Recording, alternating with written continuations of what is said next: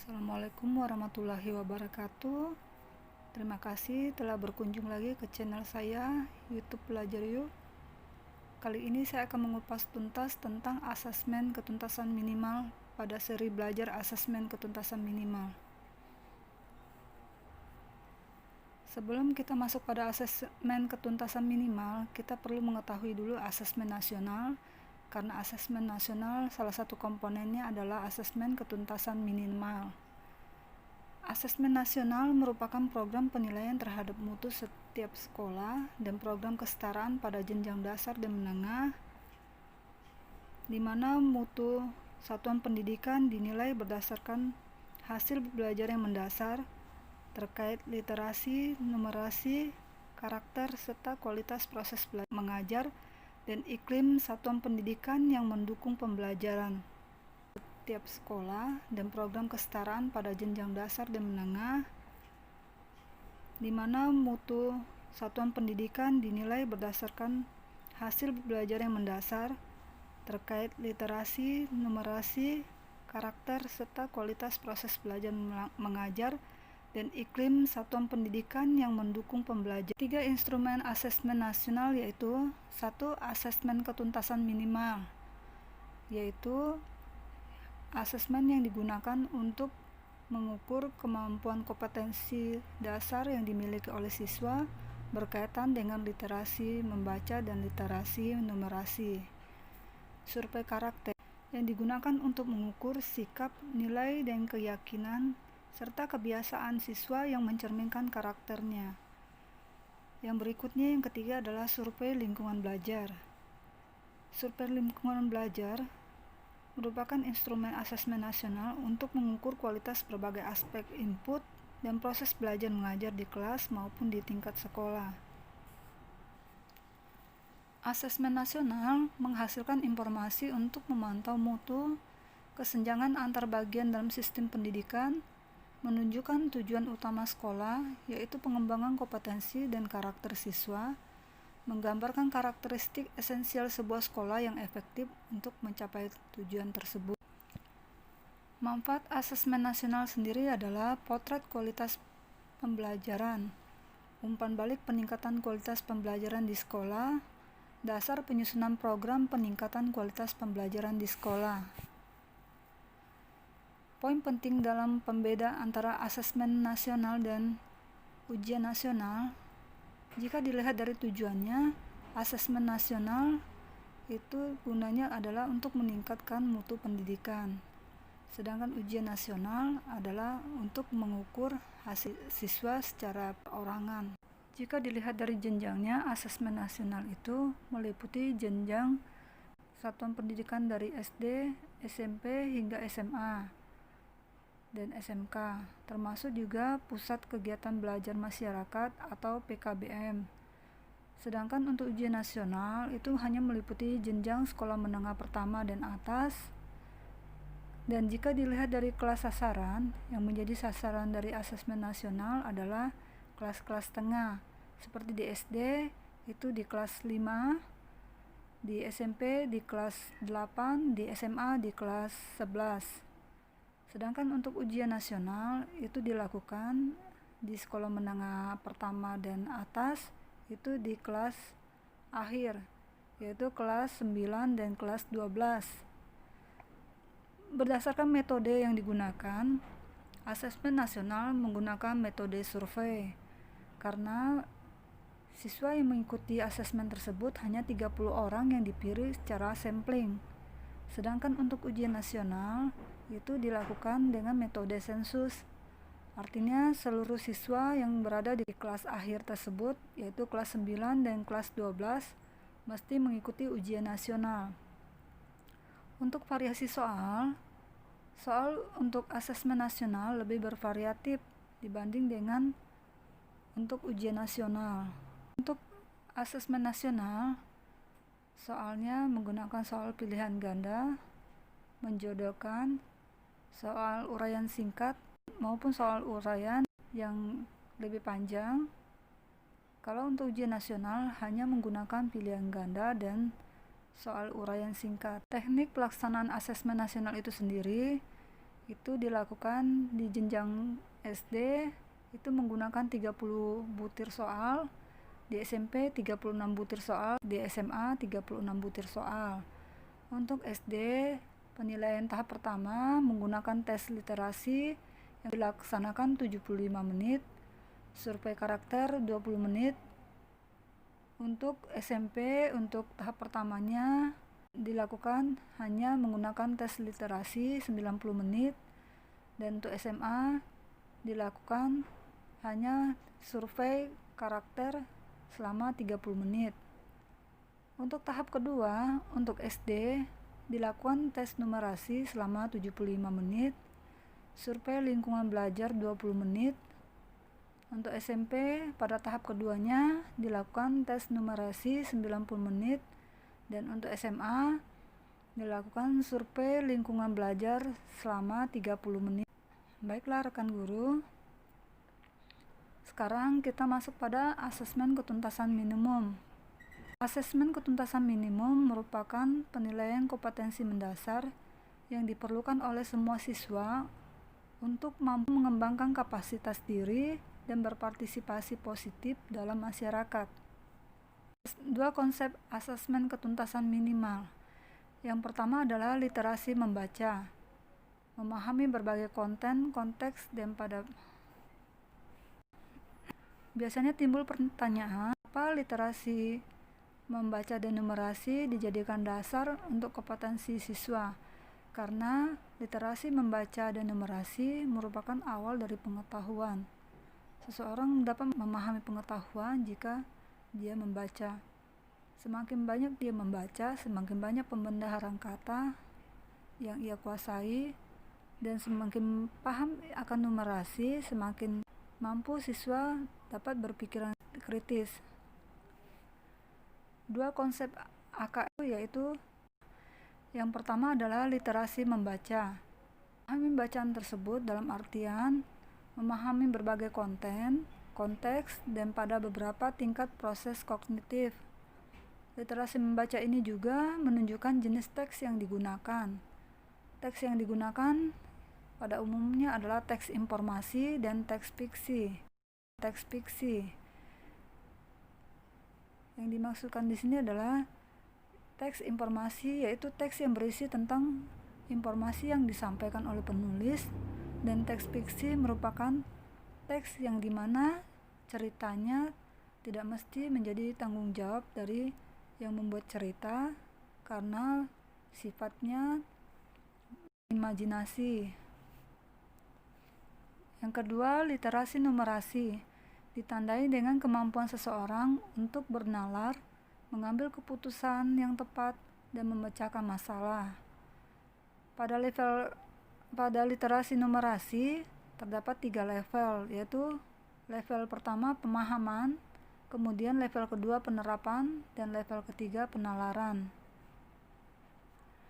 Komponen AKM numerasi ada 3. Yang pertama adalah konten, contohnya mengenal bangunan datar hingga volume luas, data dan ketidakpastian. Yang kedua adalah proses kognitif, contohnya aljabar, persamaan dan pertidaksamaan relasi dan fungsi. Dan yang ketiga adalah konteks, di mana ada 3 bagian dalam konteks tersebut, yaitu personal, berkaitan dengan kepentingan diri secara pribadi, sosial budaya, berkaitan dengan kepentingan antar individu, budaya dan isu kemasyarakatan. Saintifik itu berkaitan dengan isu, aktivitas, serta fakta ilmiah yang dilakukan atau berkaitan dengan futuristik. Adapun cara membuat soal asesmen literasi tingkat SMA ada 3, yaitu yang pertama, pahami dulu kompetensi literasi siswa yang diampu. Jadi kita harus memahami dulu sampai di mana kompetensi literasi yang dimiliki oleh siswa.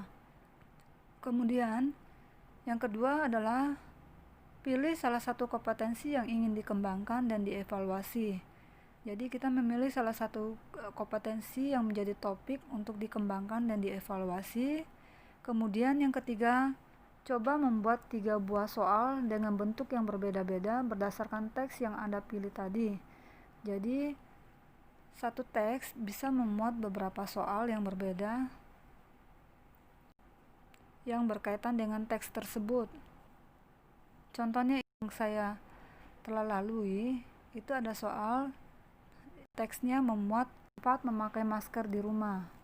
Kemudian contoh soalnya misalnya kewajiban memakai masker di rumah apabila ada orang yang datang berkunjung, kita mesti memakai masker. Nah, jika ada soal demikian, ketika kita membuat soal, bisa kita buat seperti contoh berikut ini. Silakan centang yang sesuai dengan konteks yang diberikan. Misalnya saya membuat soalnya memakai masker di rumah itu menumbuhkan karakter apa? Apakah sombong, tanggung jawab, atau mengikuti peraturan? Jadi siswa diminta untuk mencentang di mana karakter yang sesuai dengan apa yang dibaca dalam teks tersebut. Kemudian lagi, yang kedua, isolasi mandiri jika memiliki ciri penderita COVID. Itu merupakan karakter apa? Karakter sombong, tanggung jawab, atau mengikuti peraturan.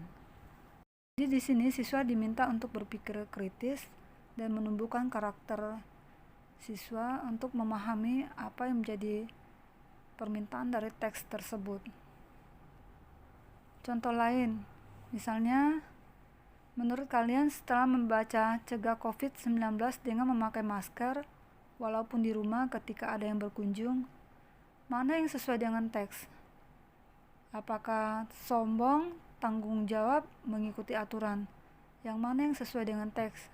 Maka siswa nanti akan mencontreng karakter-karakter apa yang dianggap sesuai dengan teks. Dan yang tidak sesuai pun akan diconteng di kolom tidak sesuai. Kemudian di bawah kita bisa membuat pertanyaan lain, mengapa perlu memakai masker di rumah? Baiklah, berikutnya kita akan membahas 4 kompetensi dalam asesmen ketuntasan minimal. Yang pertama adalah perlu intervensi khusus. Artinya pada pelaksanaannya perlu bantuan dari guru. Kemudian yang kedua dasar, yang ketiga cakap, dan yang keempat adalah mahir. Jika kita berdasarkan pendekatan dan struktur kebutuhan, jika kita lihat dari analisis tingkat kompetensi berdasarkan kebutuhan pendekatan dan struktur menurut Mac Rosenberg tahun 2014, maka untuk kompetensi perlu intervensi khusus, itu kebutuhannya siswa itu belajar bersama-sama, mempelajari keterampilan dan konten yang sama. Sedangkan struktur pembelajaran untuk intervensi khusus itu bersifat mendasar, alur pengajaran intensif, dan program terstruktur, dan pelatihan yang dilakukan secara intensif. Yang kedua, kompetensi dasar, di mana kebutuhannya adalah siswa mulai kompeten dan berusaha menguasai keterampilan. Jadi ketika siswa memiliki rasa senang, maka dia mulai berusaha menguasai keterampilan. Kemudian struktur pembelajarannya itu terstruktur, diperkenalkan pada lebih banyak variasi. Jadi menggunakan metode pembelajaran kontekstual di mana pembelajaran dilakukan dan mengaitkan konten atau isi pembelajaran dengan pengalaman yang dialami oleh siswa yang ada di lapangan atau di dunia nyata. Berikutnya yang keempat adalah kompetensi mahir. Untuk kompetensi mahir, kebutuhan personal dan deskripsi mengenai dirinya perlu diperhatikan, dan siswa ingin dianggap unik dan berbeda dengan yang lain. Untuk struktur pembelajaran, perlunya penelitian mandiri dan kolaboratif. Untuk aktivitasnya berbasis teman sebaya, kolaborasi, dan sosial. Pendekatan yang dilakukan adalah kolaboratif, proses penemuan, dan menjadikan siswa menjadi mentor bagi teman lainnya. Jika kita kaitkan dengan potensi yang tadi telah kita bahas, itu dapat dilihat pada tabel berikut ini. Untuk intervensi khusus, itu pada literasi membaca, siswa belum mampu menemukan, menggambarkan informasi eksplisit yang ada di teks. Ketika dia meningkat kompetensinya menjadi dasar, maka siswa mampu dan menemukan serta menggambarkan informasi eksplisit yang ada di teks. Yang berikutnya, yang ketiga, siswa memiliki kompetensi cakap apabila dianggap mampu membuat intervensi dari informasi dan mampu membuat kesimpulan dari integrasi beberapa informasi dalam suatu teks. Dan siswa dianggap memiliki kompetensi mahir apabila mampu mengintegrasikan beberapa isi, kualitas lintas teks, dan mengevaluasi, bersikap refleksi terhadap isi teks. Berikutnya, untuk literasi numerasi, jika dilihat dari 4 kompetensi yang ada pada siswa. Pada kompetensi intervensi khusus, siswa hanya memiliki pengetahuan matematika yang terbatas, penguasaan konsep parsial, dan penguasaan komputer terbatas. Pada tingkat dasar, siswa memiliki keterampilan dasar komputasi dasar dalam persamaan langsung, konsep dasar geometri, statistik, dan menyelesaikan masalah matematika secara sederhana. Untuk tingkat kompetensi ketiga, yaitu cakap, siswa mampu mengaplikasikan pengetahuan matematika dalam konteks yang lebih beragam. Dan yang terakhir, untuk kompetensi mahir, siswa mampu bernalar untuk menyelesaikan masalah kompleks serta non-rutin berdasarkan konsep matematika yang dimilikinya. Poin penting yang bisa kita ambil dari pembahasan tadi adalah AKM bukan pengganti ujian nasional. AKM atau asesmen ketuntasan minimal itu tujuannya adalah untuk mengukur seberapa mutu pendidikan yang ada di sekolah tersebut. Sedangkan ujian nasional itu untuk mengukur hasil belajar siswa secara personal. Yang kedua, AKM atau asesmen ketuntasan minimal itu berbasis kompetensi. Artinya, AKM dilakukan dengan tujuan untuk mengembangkan kompetensi, sedangkan kalau ujian nasional itu hanya untuk berfokus pada konten yang dinilai. Berikutnya, AKM tidak untuk menilai siswa, guru, dan sekolah dalam hal kuantitas, tapi untuk melihat secara keseluruhan mutu atau kualitas pendidikan yang ada di sekolah tersebut. Berikutnya, siswa yang ikut dalam AKM itu adalah dilakukan secara survei, yaitu memilih siswa secara acak yang berjumlah 30. Demikian, siswa yang ikut merupakan siswa sampling. Berikutnya, jadwal AKM akan dilaksanakan pada bulan Maret dan April tahun 2021. Standar AKM itu dari pusat, sehingga Bapak Ibu guru tidak perlu repot mempersiapkan soal AKM. Guru hanya mengakses AKM untuk kelasnya, dan setelah AKM atau asesmen ketuntasan minimal dilakukan, maka perlu melakukan proses pelaporan asesmen. Kesimpulan yang dapat kita peroleh dari pembahasan tadi adalah meskipun asesmen ketuntasan minimal tidak mengukur secara spesifik hasil belajar siswa, dapat dimanfaatkan untuk pembelajaran lain untuk meningkatkan kompetensi siswa. Terdapat kaitan antara asesmen, kurikulum, dan pembelajaran pada segitiga belajar, di mana asesmen adalah untuk mengukur, menganalisa, dan melaporkan kondisi siswa yang ada berkaitan dengan pengalaman belajarnya. Asesmen merupakan proses mengumpulkan, menganalisa, dan melaporkan sejumlah informasi yang terkait dengan pencapaian kondisi siswa dan penguasaan suatu kompetensi tertentu. Sedangkan kurikulum merupakan seperangkap kompetensi penting yang mesti dicapai menggunakan cara belajar dan asesmen tertentu. Pembelajaran itu sendiri adalah merupakan serangkaian aktivitas yang dirancang dan dilakukan di ruangan kelas berdasarkan kompetensi awal siswa, merupakan serangkaian aktivitas yang dirancang dan dilakukan di ruangan kelas berdasarkan kompetensi awal siswa yang diketahui dari hasil asesmen dan untuk mencapai sasaran kompetensi yang ditetapkan dalam kurikulum.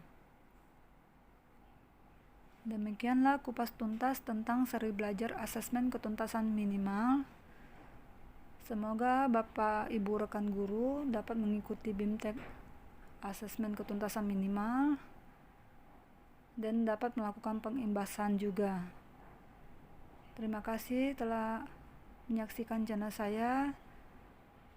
Jika dianggap bermanfaat, mohon di like, komen, subscribe, dan jika perlu di-share sebanyak mungkin di media sosial. Sekian dan terima kasih, dan saya akhiri dengan wabillahi taufiq wal hidayah. Wassalamualaikum warahmatullahi wabarakatuh.